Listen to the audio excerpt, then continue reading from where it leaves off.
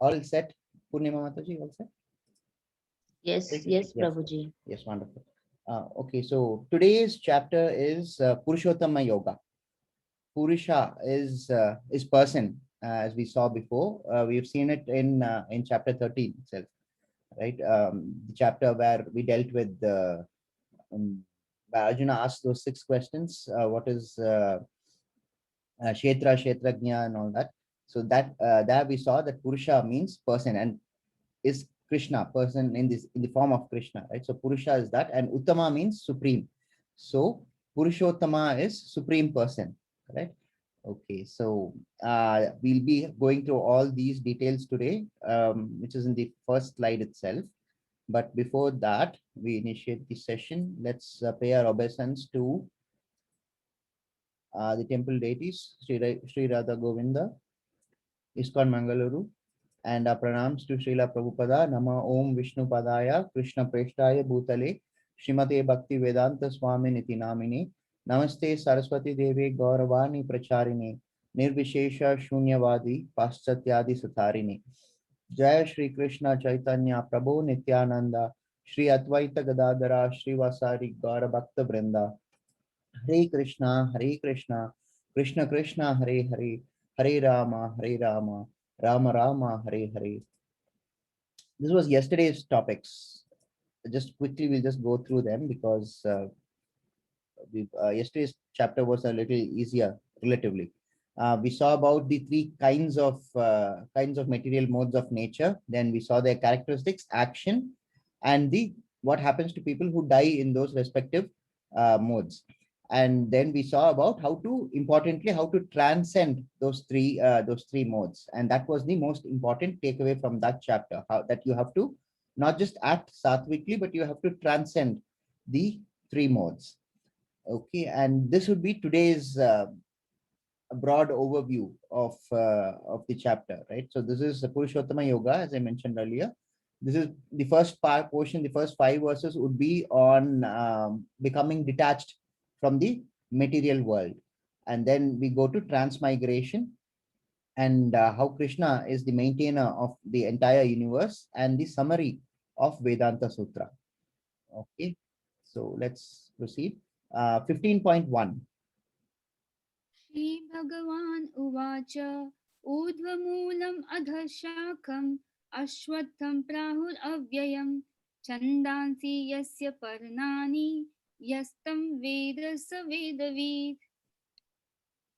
The Supreme Personality of Godhead said, "It is said that there is an imperishable banyan tree that has its roots upward and its branches down, and whose leaves are the Vedic hymns. One who knows this tree is the knower of the Vedas." Right. So this is the first verse in chapter 15. It speaks about an inverted tree, right? So where do you see an inverted tree? Nowhere. Actually, you don't get to see an inverted tree at any place, right? This material world is a perverted shadow of the spiritual, right? So similarly, this tree is also a perverted shadow of the spiritual tree.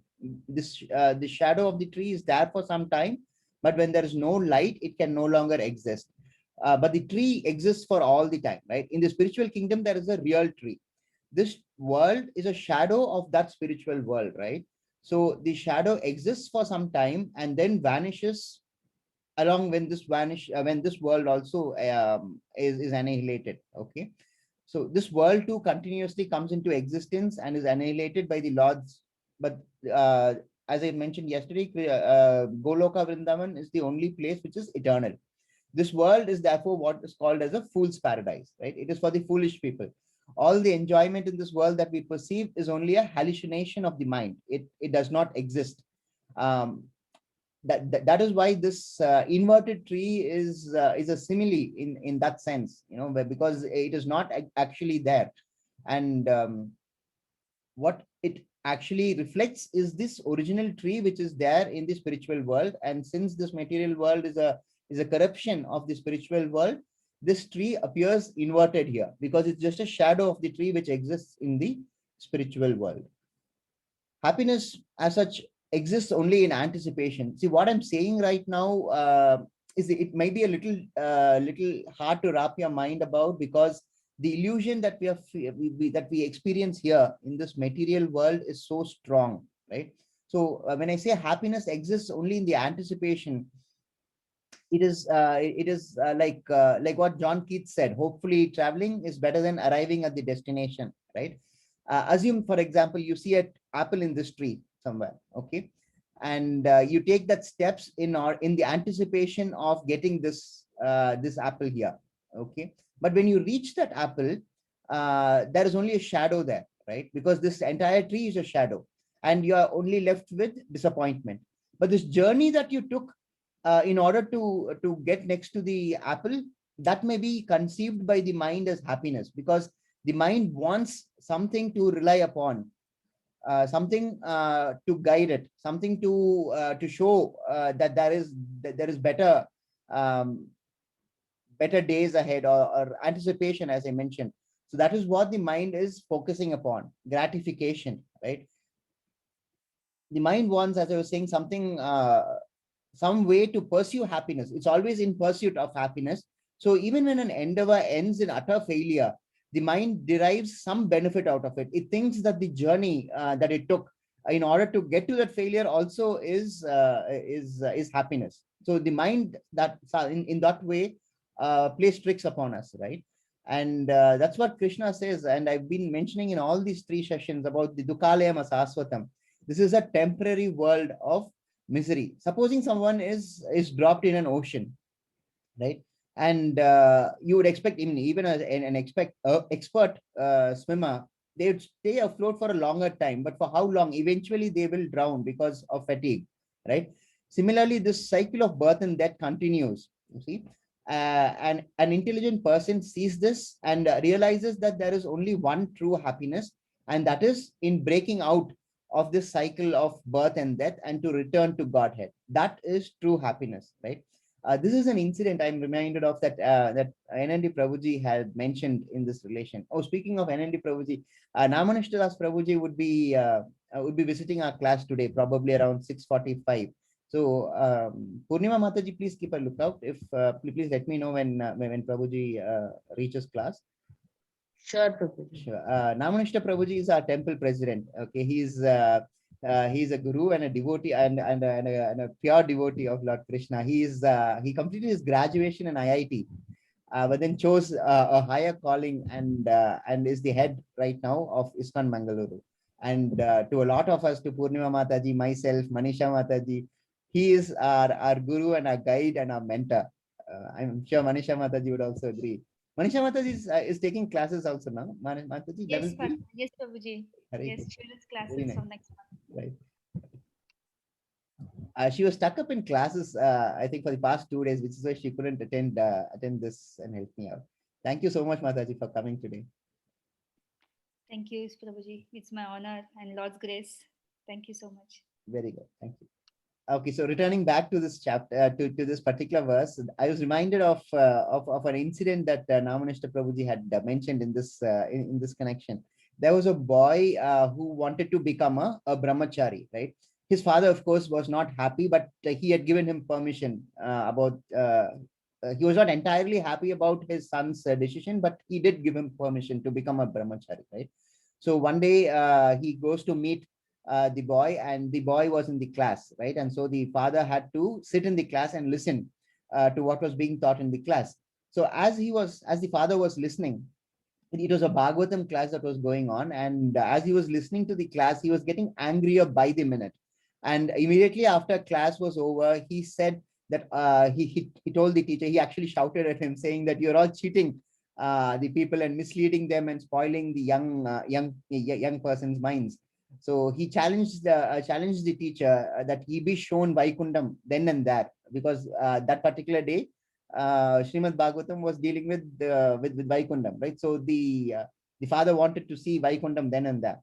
So there was a exchange between the teacher and that father in terms of a question and answer session, right? So the teacher asks the father, do you want to be constantly happy? The father replies, of course, yes, I want to be constantly happy. Who does not want to be constantly happy? But then you have taken my son away from me, so how can I be constantly happy? So the teacher responded, do you think that there is constant happiness exists in this world. So the father replied, no, of course not. It does not exist. How again you have taken my son away? I am in misery now. So how can it exist in this in this world, constant happiness? So then the follow-up question by the teacher was, you know that exists no state of constant happiness, and yet you want it. So why do you want it? How are you able to perceive that there is a state of constant happiness?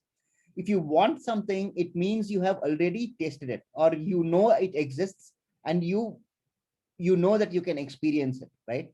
So that is how you conceive of it. This is an example to show that constant happiness is not here, but is available elsewhere. And that elsewhere is Vaikundam. And that was how the teacher explained the concept to that father.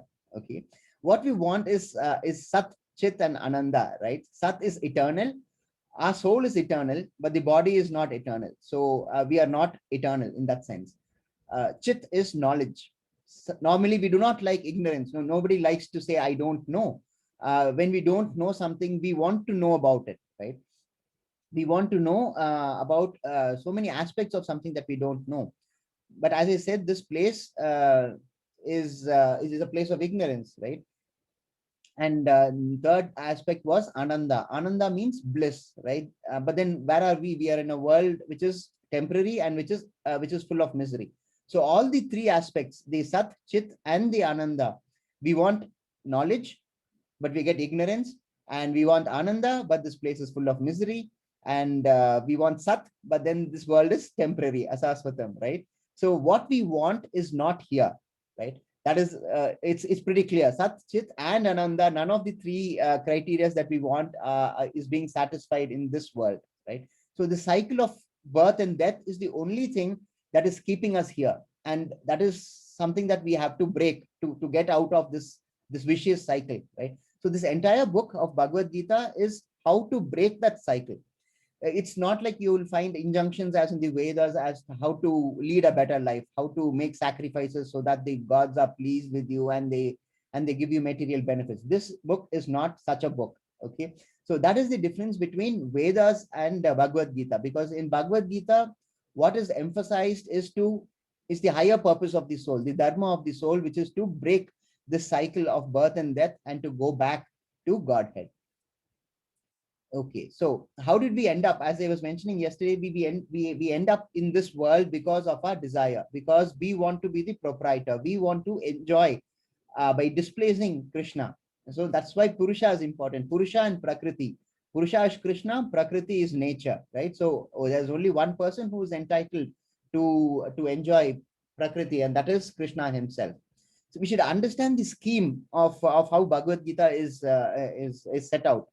For example, if you take out chapter 12, right, in the Bhakti chapter, the last of the Bhakti chapters, we saw Krishna conclusively answering that Bhakti is the best way. But then Arjuna persists in getting out in seeking answers from Krishna as to how to extricate himself from this world by other means, such as knowledge, just the Jnana chapters. And so Krishna has proceeded to answer those questions.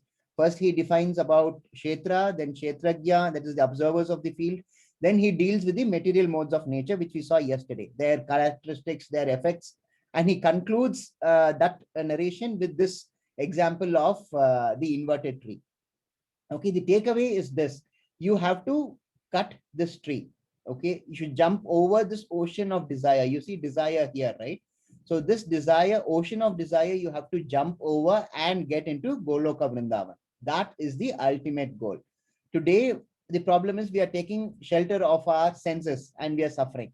The object is to leave this entire tree behind, swim across this ocean of desire, and get into Golaka Vrindavan. And there you seek the shelter of Purusha Uttaman, Krishna, and serve him. That is the entire purpose of the life. Okay, so a little more, few more phrases explain this. 15.2. The branches of this tree extend downward and upward, nourished by the three modes of material nature.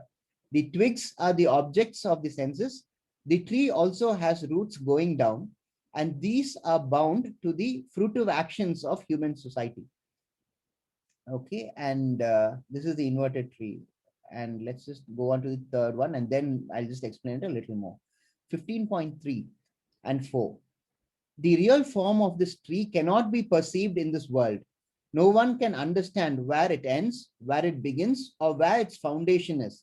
But with determination, one must cut down this tree with the weapon of detachment. So doing, one must seek that place from which, having gone once, one never returns, and there surrender to that supreme personality of Godhead from whom everything has begun and in whom everything is abiding since time immemorial. So probably it will be self-explanatory. What is that is expected of us? As it is saying, this tree that we are speaking of is not perceived in this world, right? And no one knows where it starts, where it begins, and what its foundations are. The previous verse gave the example of the branches of where this tree goes to. It goes both downward and upward, and it is nourished by the three modes of material nature. Okay, so please also, like yesterday, we would be having a poll at the end of the chapter. So please pay attention. There is one question from this slide also. So the branches, as I was mentioning, extend upward and downward, and it is this tree is nourished by those three modes of material nature: sattvic, rajasic, and tamasic, right? And it says this trees, the twigs in this tree are the objects of the senses, and this tree also has roots going down, and these are bound by the fruitive actions, which is what Bhagavad Gita says that we have to avoid, correct? And more description is given in these two verses, that you cannot understand where it ends, where it begins, and where its foundation is. But what is underlined here is the most important aspect of this verse. But with determination, one must cut down this tree with the weapon of detachment. So that is what is expected of us. That is a call for action. What is it that we must do? This tree has to be cut down with the weapon of detachment. Okay, so it's not just any chainsaw that will work. You have to use the instrument of detachment. You have to be detached, and only then can you swim across the ocean of desire. Okay, and what happens once you swim across the ocean of desire? What happens? You seek that place from which, having gone once, you never return. So once the soul goes to Goloka Vrindavan, it has made the mistake of seeking to separate from Krishna, right? So once you go back, there is no return, because the soul obviously will not want to go through the entire rigmarole again, right? So many thousands of years, thousands and millions of years you're away from Krishna, and so the soul wouldn't want to make that mistake again, right? So having gone there, having gone to Goloka Vrindavan, what is the next thing that you do? You surrender to that supreme personality of Godhead. And who is this supreme personality of Godhead? It is He from whom everything has begun and in whom everything is abiding since time immemorial, right? So you have to slap the mind. You have to keep control of it. See, willpower is like a muscle. Okay, you have to keep working it out, and only then would it develop, right? Right, let's proceed to the next verse, next slide, which is also another explanation of this. Okay, I think you'll have to zoom in a little bit. Okay, so this is again a brief explanation of this tree. Okay, the banyan tree, the material world is perverted reflection of the spiritual. So number one is the reflection on desire. Okay, so this is the tree in the spiritual world. Here it is it's the tree like in a normal tree, right? The branches are all upward. It's properly situated like a tree should be. But then in the material world, this tree is inverted, and that is where the problem starts. So the reflection is on the ocean of desire, right? And the real roots grow upwards, the secondary roots grow downwards, and we have attachment and aversion, and we are bound by the fruitive activities of human society. Okay, and what about the branches? The branches are equated to the upper and the lower planets, which is why if you act in the three modes of material nature, you keep shunting between these upper and lower planets. Okay, and then the leaves are equated to the Vedic hymns, because the Vedas, as I was mentioning, keep you here, keep you bound. They don't show you the way to break free. The twigs are the sense objects, and the tips of the branches are the senses themselves, right? And coming back here, the fruits of this tree is dharma, artha, karma, and moksha. And 9 are the living entities, that is ourselves, who hop from one branch to another trying to taste the food. in this tree, because it is inverted, up is down and down is up. And you can't see how far the tree extends or where it ends. Um, and the nourishment of this tree is based on the three modes of goodness, passion, and ignorance. So what is it that we must do here in order to get over this? Find one in knowledge, hear properly. That is a spiritual guru. Okay, you must hear properly from him about the relationship between the Lord and the living entity. Then what else must you do? You must surrender to the Lord, and then you must attain to the eternal abode. You must surrender to the Lord. How? A, B, C, D. Through the spiritual master, no false prestige. That is, we have to accept that Krishna is the Lord of material nature, and that this place is full of illusion, and we must give up false association and be free of duality. So this is broadly about this inverted tree that the Bhagavad Gita speaks of. Purnima Mataji, sorry, Hare Krishna.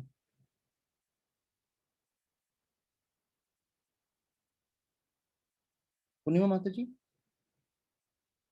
Okay, fine. Okay, this is a good simile. This is another simile. This chapter is filled with similes, actually. This is a story from the Mahabharata. Vidura explains the principles to Yudhishthira in this parva of Mahabharata. Beautiful description he gives, but we are short on time, right? We don't have the luxury of time, so I'll just have to condense this a little. You see this person who is hanging to this tree. That person is us. Okay. If we let go of this branch, we fall immediately to our instant death, right? There are snakes in the pool. These snakes denote time, and they will surely claim what is theirs, because time marches on. It does not wait for anyone, right? And but we are still holding on to dear life. By the comparison is by holding on to this branch, right? You see these two rats here. These two rats are indicative of day and night. That is the passage of days, right? Slowly they keep gnawing at the branch, so that eventually they will cut through, and we are bound to fall. Okay. And then we have this elephant here. This elephant is holding on to the trunk of a tree, correct? And this trunk of the tree represents the year as in an annual 365 days year, right? And eventually this, if these two don't get it, eventually this elephant is going to pull down the tree, and then we are going to fall. Okay, so this fact that we are going to fall is certain.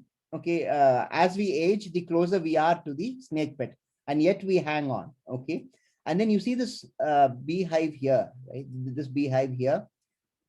So this bees, that there are bees in this hive, and they are stinging the person who is just hanging on there for dear life as it is, right? These bees and their stings are the unpleasant experiences that we undergo in life.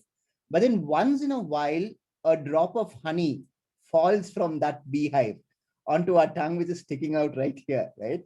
So it is for this one drop of honey that we are suffering this entire ordeal, right? We are hanging on, bees are stinging us, time is passing us by, and eventually we will fall down. Okay, but that it is that one drop of honey that tends to make us forget everything and hang on, bearing the bee stings, right? We know we hang on in spite of knowing that any time we can fall. Even if we don't slip, as I was saying, the mice or the elephant is bound to get us, right? Caught in all these extraneous factors, we fail to see Krishna here, reaching his hand out. Okay, he says, asking his child to join him back. It's enough. You must have by now realized your flaw, your mistake in thinking of trying to enjoy and being envious. So Krishna wants his child to join back at Goloka Vrindavan. Okay, he extends his hand, but then we still don't see it, and we fail in the main duty of life. This dharma of the soul is defeated. The dharma of the soul, of course, as I mentioned earlier, is to join Krishna and serve him at Goloka Vrindavan, right? So the point is that we fail to take Krishna's hand, and it is something that is the only thing that we have to do. Once you take his hand, you seek his shelter, Krishna will take care of the entire everything else. It's raining cats and dogs here. That's a huge thunderbolt. Okay. Right, let's proceed. 15.6. न तद्भास्यते सूर्यो न शशाङ्को न पावकः यद्गत्वा न निवर्तन्ते तद्धाम परमं मम. That abode of mine is not illumined by sun or moon, nor by electricity. One who reaches it never returns to this material world. So Krishna here is speaking of his world, right? Goloka Vrindavan. He says that there is no separate light source there. Why? Because Krishna is self-effulgent. The planet itself is self-effulgent. For Earth, you need a third-party light source. If it's not the sun, it has to be by way of electricity, artificially created, right?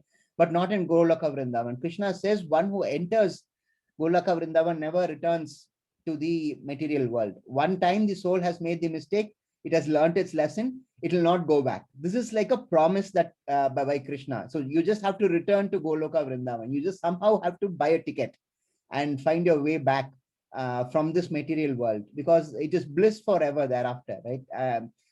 How do the fairy tales end? It ends, they all lived happily ever after, right? That truly happens only at Goloka Vrindavan. So this is like a guarantee that Krishna gives. One who reaches it never returns to this material world. So it is that our endeavors must all be directed towards reaching Goloka Vrindavan and to serve Krishna there. So let's proceed to the next sloka, which is 15.7. ममैवांशो जीवलोके जीवभूत सनातनः मनः षष्ठानि इन्द्रियाणि प्रकृतिस्थानि कर्षति. The living entities in this conditioned world are my eternal fragmental parts. Due to the conditioned life, they are struggling very hard with the six senses, which includes the mind. So Krishna says, you are all eternal right here in this phrase, in this verse. He says, the living entities in this conditioned world are my eternal fragmental parts. We have already seen this in chapter 2 also, where Krishna says the first lesson of Bhagavad Gita that we are not the body, we are the soul, because the soul, he says, is eternal. So this is an echo from that chapter. Okay. But then it is slightly different from that, because here Krishna recognizes that these living entities, all the living entities are struggling. He says struggling very hard because of the six senses, which also includes the mind. Okay, so our struggle is because of the six senses, which is in the body, and this also includes the subtler nature of the body, which is the mind. Okay, that is the cause of our struggle. Hence the emphasis on controlling the senses. The emphasis is to not give in to sense desires. Once senses start prevailing over a person, then why there's one thing for sure, and that is the struggle. Krishna says that we are a part of him here in this verse. See, because he says, my eternal fragmental parts. So we have to understand here the difference between the phrases part and parcel and merely being a part. So let's take part and parcel first. For example, sugar. Okay, if you break off a little piece of sugar, it will still taste sweet, right? It has all the properties of the bigger chunk from which you broke the smaller piece of sugar. So it will still taste as much as the larger piece of sugar. Another example, ocean. Take a tiny drop of ocean and you taste it. It will be just as salty as the larger ocean, right? So that tiny part is a part and parcel of the ocean. The tiny part of sugar is part and parcel of the larger block of sugar. But if you take a chair and you break it into pieces, you will not be able to sit on any part of the chair, right? So those parts are then only parts. They are not part and parcel of the chair. They are just parts of the chair, correct? The broken fragment is merely a part of the chair. Likewise, the soul is part and parcel of the Lord. As I've mentioned, the soul is what I was looking for, the difference between qualitatively and quantitatively. Because qualitatively we are similar to Krishna, we are a part of Krishna, but we are not Krishna. You have to make that distinction clear in your mind.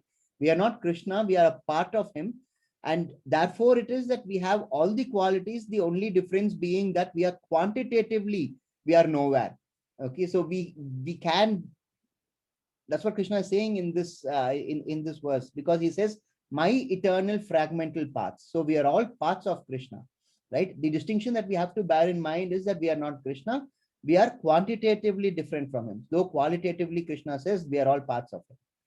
Okay, so that is with regard to 15.7. Let's go to 15.8. Manisha Mataji, Yes, Mahaprabhu. just in case I lose power, I'll just join from the other device. Okay, Okay. so please let the devotees not be worried about continuity, because it's likely that we lose power because there's too much thunder and lightning going on. Okay. Okay. Noted. Okay, 15.8. शरीरं यद् वाप्नोति यच्चाप्युत्क्रामतीश्वरः गृहीत्वैतानि संयाति वायुर्गन्धानि वाशयात्.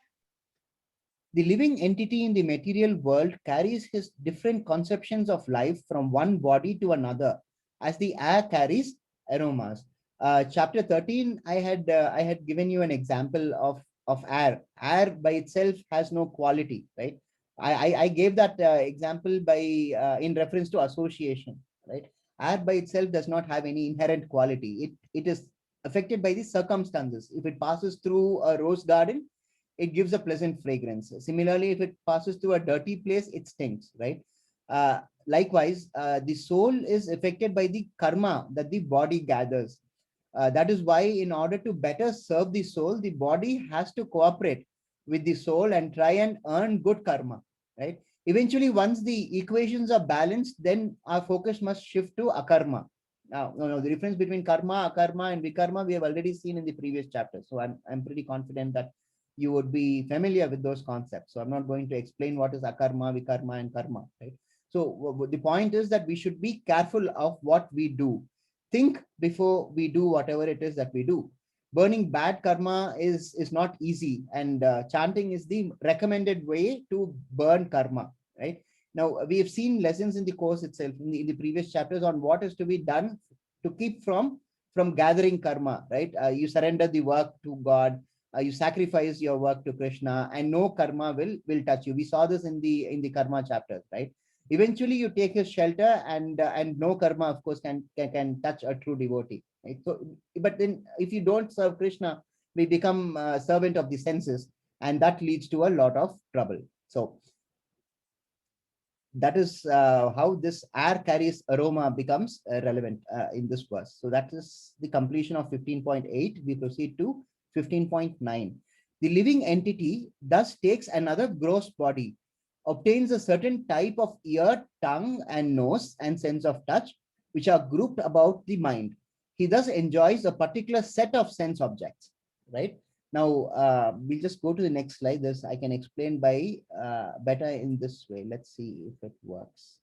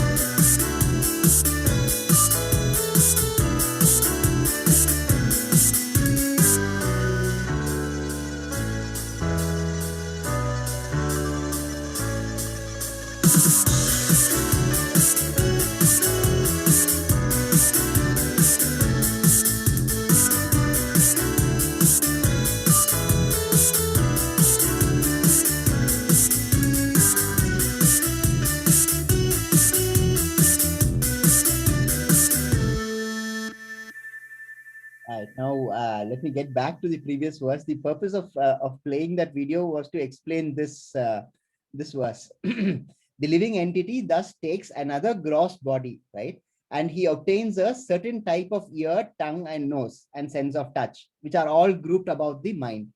He thus enjoys a particular set of sense objects. So all these senses are all situated in the mind, right?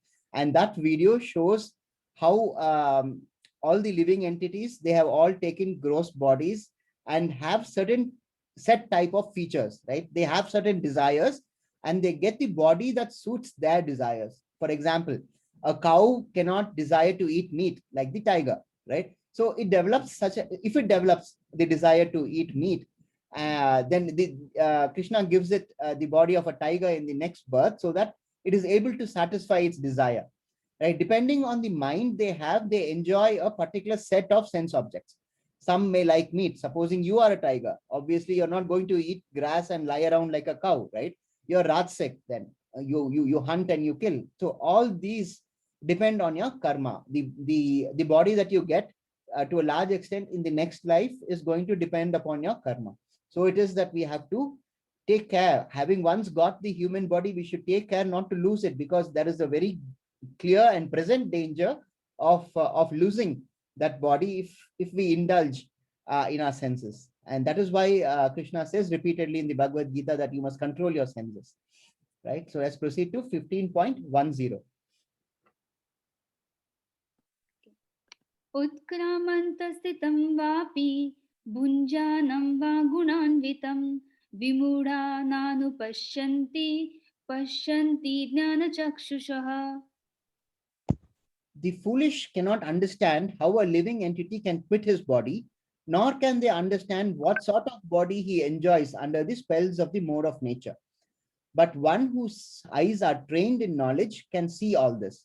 Similarly, 15.111, the endeavoring transcendentalist is situated in self-realization. The endeavoring transcendentalist who is situated in self-realization can see all this clearly. But those who are not situated in self-realization cannot see what is taking place, though they may try to. Now, these two verses are based on the importance of knowledge of what is actually happening. Let me explain this by way of an example here. Supposing you have a car breakdown, right? You lift up the bonnet and you have absolutely no idea of what is going on inside the bonnet, right? What is functioning, what is not functioning. But then when you call a mechanic and the mechanic looks into it, the moment he looks into it, he knows exactly what is to be done because he is able to identify the problem. Similarly, here, Krishna says that the foolish cannot understand this concept of birth and rebirth, and how each succeeding body is given based on the karma earned in the previous births, and what happens when the modes of nature operates upon that body. Right? 15.111, Krishna further says that the nature of the person who can see these things clearly, right? An endeavoring transcendentalist, as it were. You have to put the aura where it rightfully belongs. You see, nowadays what happens is any Tom, Dick, and Harry who has hit a six or gets a hit film, we put the halo around him, right? So that is something that we should avoid because they're all connected materially, right? We should recognize true spiritual knowledge. The word Veda itself means knowledge, right? Vidwan means learned. So a person with knowledge. Focus should be on simple living and high thinking. As I was mentioning before, the first quarter of our life that we spend is not on Vidya, but it is on Avidya. So at least now that we have started to pick up the basics of Vidya and find our way back to Godhead. And that is why perhaps Vedanta Sutra begins with the Atato Brahma Jignasa, right? Therefore, inquire about your nature. Atato, therefore, Brahma Jignasa. Jignasa is inquire. Inquire about the nature of the higher nature. As I said, the only grantha, this is, I think I mentioned it in chapter 13 itself. This is the only book, the only grantha that starts with therefore, right? So knowledge is truly power, but it has to mature into bhakti and it has to lead you back to Godhead. And that is when knowledge is truly powerful. Okay, so that concludes these two verses and we proceed to 15.12. The splendor of the sun, which dissipates the darkness of the whole world, comes from me. And the splendor of the moon and the splendor of the fire are also from me.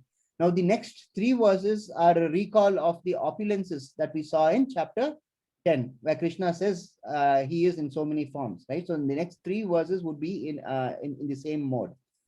Okay, so let's see 15.13. गामाविश्य च भूतानि धारयाम्यहमोजसा उष्णामि चौषधी सर्वाः सोमो भूत्वा रसात्मकः. Copy ಮಾಡಿ ಬರೀತೀನಿ ನಾನು ಏನ್ ಮಾಡೋದು I ಏನಾರು enter ಕೇಳಿ each planet and by my energy they stay in orbit. I become the moon and thereby supply the juice of life to all vegetables. When we say Krishna is everything, we really mean that he is everything. Just imagine 5,500 years ago, at least minimum 5,500 years ago. But then if you go by chapter 4, there are trillions of years before, right? When Krishna gave this knowledge to the sun god Vivaswan. Okay, so at least for 5,500 years, we have known about planets and that there is a force which keeps the planets in orbit, right? But it is only what 500 years before that Newton came out with his theory, the Newtonian gravity, right?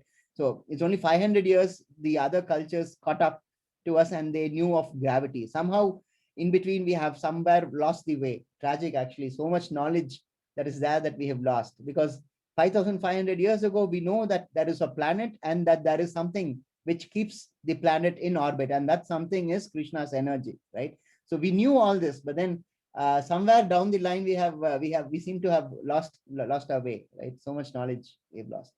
Anyway, so let's proceed to 15.14. As I mentioned, these verses are the opulences verses from chapter 10. Sorry, Mataji, please go ahead. Aham Vaishwanaro Bhutva Praninaam Dehamashritah Pranapan Samayukta Pachamyanam Chaturvidham. I am the fire of digestion in every living body, and I am the air of life, outgoing and incoming, by which I digest the 4 kinds of foodstuff. It's self-explanatory. I'm not going to spend much time of it. Krishna says that he is the fire of digestion in every living body, and which is why when you eat, before you eat, I'm sure Rohan Prabhuji would have told you about this, you have to offer it to Krishna so that it becomes Krishna Prasadam, and then you have Krishna Prasadam, then that it's so much more, it's much better. So you just say Krishna Arpanam and you have food. And Krishna says in this verse that he is the fire of digestion in every living body, and he is also the air of life, both ingoing and outcoming. And he is the power of digestion, after all, of all the 4 kinds of food stuff. Okay, so next verse is 15.15.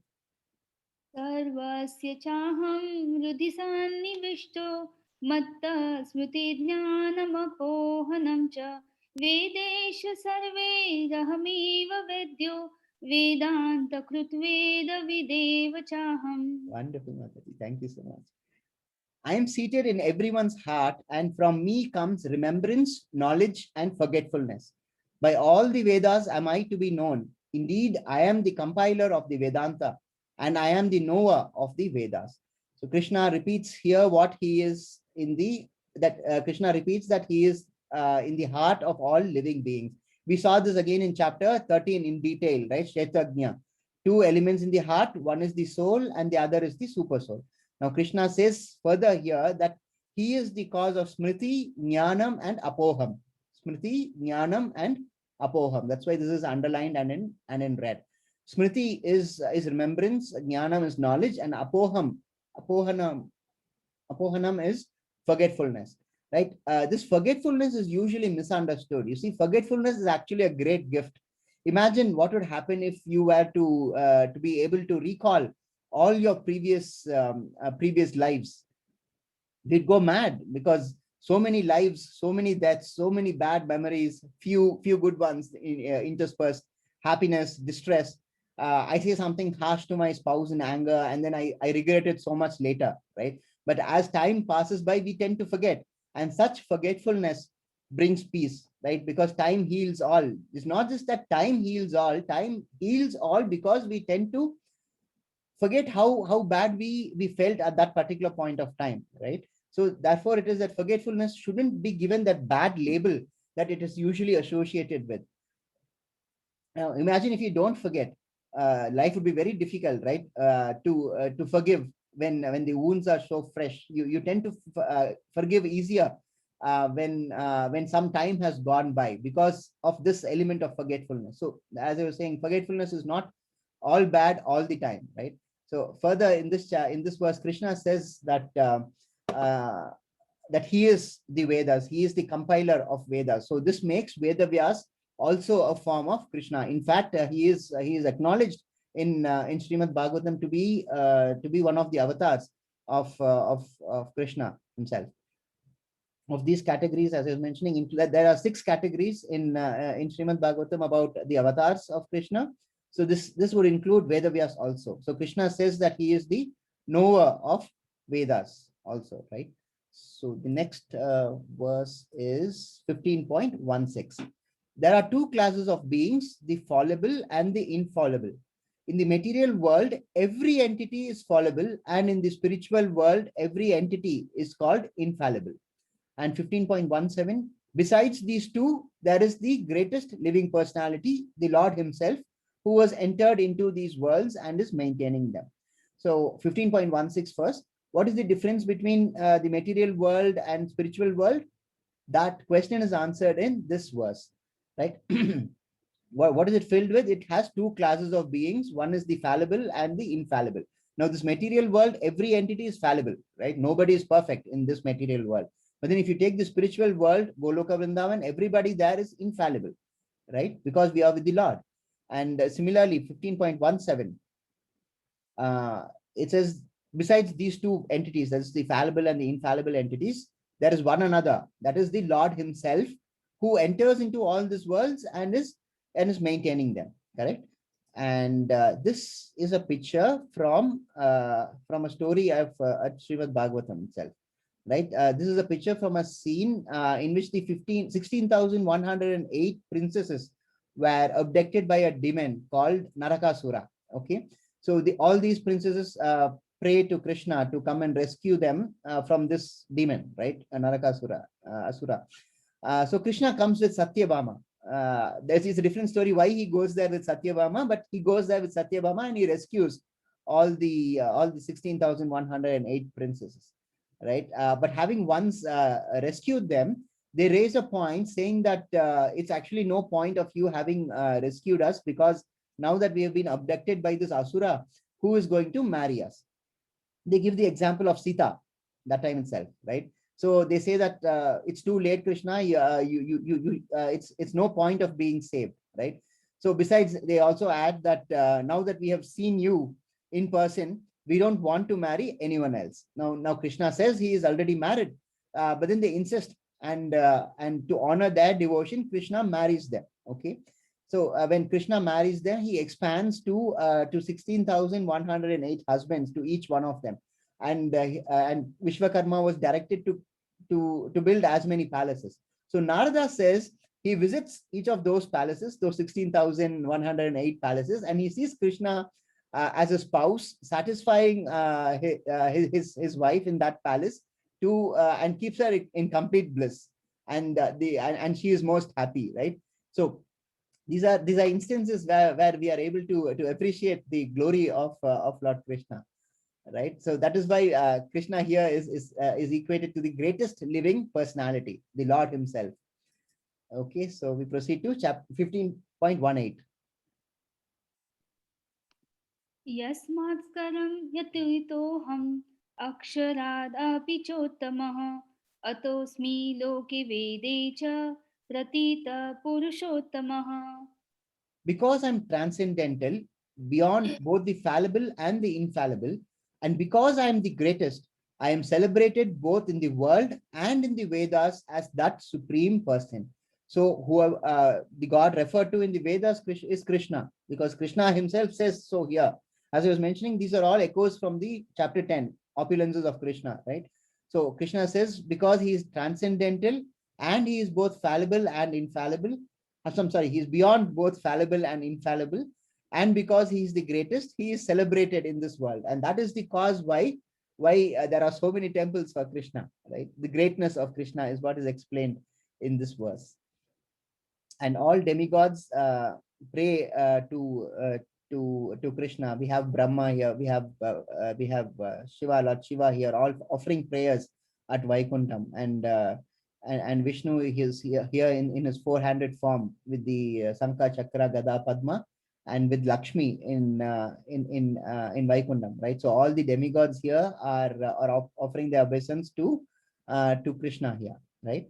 And we have a problem with this because we are not conversant with the Vedic principles and the Puranas. See, Shiva is the prime Vaishnava actually. Shiva says to Parvati in Srimad Bhagavatam, Canto 8, chapter 5, verse 49. He says, Aradhana Sarvesham Vishnu Radhadhanam Param. Tasmat Parataram Devi Tadyanam Samarchanam. Correct? So he says, it means, my dear Devi, that is Parvati, although the Vedas recommend worship of demigods, Shiva says that the worship of Lord Vishnu is topmost. So when people who are Shiv Bhakts, right, when they come across verses like this, they are taken by surprise, where Shiva himself is saying that worship of Vishnu is topmost. And then Shiva goes on to say that worship of the devotees of above the worship of Lord Vishnu is rendering service to Vaishnavas who are related to Lord Vishnu by merely of them being by the fact that they are devotees of Lord Vishnu. Vaishnava Nam Yata Shambhu. That is what I was not able to recall in the initial frame. Vaishnava Nam Yata Shambhu. That is Shiva is the prime Vaishnava. And we see here Brahma, of course, offering prayers to Lord Vishnu here in Vaikuntham in his four-handed form. Right, so that is what I was wanting to explain. So we're coming towards the end of the chapter, another couple of verses. 15.19. यो मामेवम सम्मूढो जानाति पुरुषोत्तमं स सर्वविद्भजति मां सर्वभावेन Bharat. Whoever knows me as the supreme personality of Godhead without doubting is to be understood as the knower of everything, and he therefore engages himself in full devotional service, O son of Bharata. So what is this one message that is conveyed in this verse? You have to know that Krishna is the supreme personality of Godhead, right? It's not Shiva, it's not Brahma, it's not any other demigod. The supreme personality of Godhead is occupied by only one person in a personal form, in a two-handed form, and that is Krishna as he appears in Goloka Vrindavan. And you should not doubt it. This is what the Bhagavad Gita says. It comes from high authority, right? So when Krishna himself says in the Bhagavad Gita that you should not doubt, problem with doubt is it slowly starts to erode your faith. So you just have to believe in it and follow, okay, without questioning. Because yes, questions do arise, but then you should find ways to resolve those questions. That is why the importance of a spiritual master in the disciplinic succession, right? From the four divisions that Rohan Prabhu would have definitely told you about. We have the Sri Parampara, the Kumara Parampara.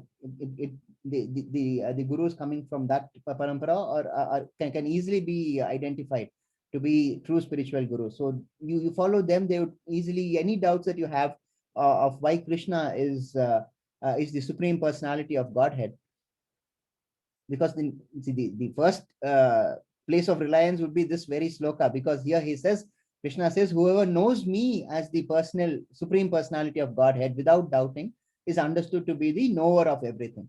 So it's pretty clear. And then there's another thing that Krishna emphasizes in this verse. He emphasizes on full devotional service. So both of these aspects are covered here. One, that you must understand that Krishna is the supreme personality of Godhead, and also engage in full devotional service.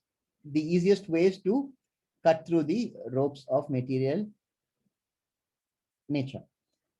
This is 15.20. This is the most confidential part of the Vedic scriptures, O sinless one, and it is now disclosed by me. Whoever understands this will become wise, and his endeavors will know perfection. So what is the most confidential knowledge of all the Vedic scriptures?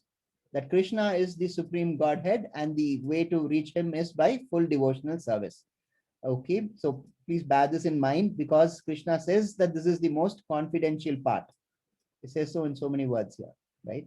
I'm sure Rohan Prabhu would have told you about the differences between Guhyataram and Guhyatma.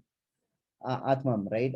So I'm not going to touch upon those. And on the dot, 7 o'clock, we have completed the chapter. So quick summary of what we have seen so far. Initially, we started about verses from being detached from the material world. We saw the banyan tree, right? And what did we see in the banyan tree? That we have to cut down the tree. And how do you cut down the tree? let's see, you will get to know of it in the answer in the poll, right? I'm not going to give you the answer now. Okay.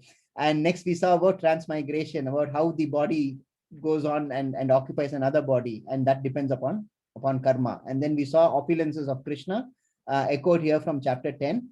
And then we saw the summary of Vedanta Sutra towards the end, where Krishna again says, identify me as the Supreme Personality of Godhead and be in full devotional service. And that is the easiest way to reach Krishna. So with that, we conclude the chapter. And then Guru Pranam as usual. Om Ajnana Timirandasya Jnananjana Salakya Chakshurun Militam Yena Tasmai Shri Guruve Namaha. Vaishnava Pranam Vancha Kalpatarubhyascha Kripa Sindhuvayevacha Patitanam Pavanebhyo Vaishnavebhyo Namo Namaha. Hare Krishna. Thank you all. Let's proceed. Let me stop sharing this and let us proceed to the polls, right? So let me just launch this. Krishnaveni Mataji has arrived? No, not yet, Prabhuji. Not yet. And Namanishta Prabhuji also is not here today. No, no, Prabhuji. Oh, I think there must be some confusion because he probably would have accessed the Rohan Prabhu's link. Shall I give him a reminder, Prabhuji? No, Mataji. I think he's continuing his visits to other classes also, other languages tomorrow and day after. So let's see how it turns out. Okay, Prabhuji. Okay. So I have to. It says I'm logged in from another device. Why is this happening? Oh, just give me one moment. Am I not the host? No, I am the host, right? Am I the host, Mataji? Just see, yeah, it says I'm the host then. Yes, Prabhuji, you are the host. One second. I think I've logged in from Aishwarya Mataji's Prabhu's link. No, that's why I'm having trouble. Just give me one moment.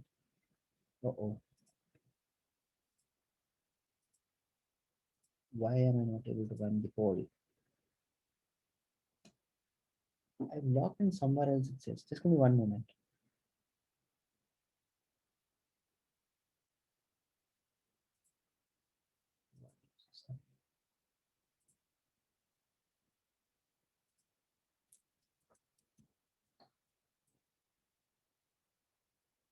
Would you please let me know when Krishnaveni Mataji reaches? Yes, sure, Prabhuji. Okay, now let's see if I'm able to. No. Mataji, I'm going to make you host for a moment. Let me just exit and rejoin. I'm not able to access the polls for some reason. So I made you host. Just give me one moment. I'll just exit and rejoin, right? Yes, yes, Prabhuji.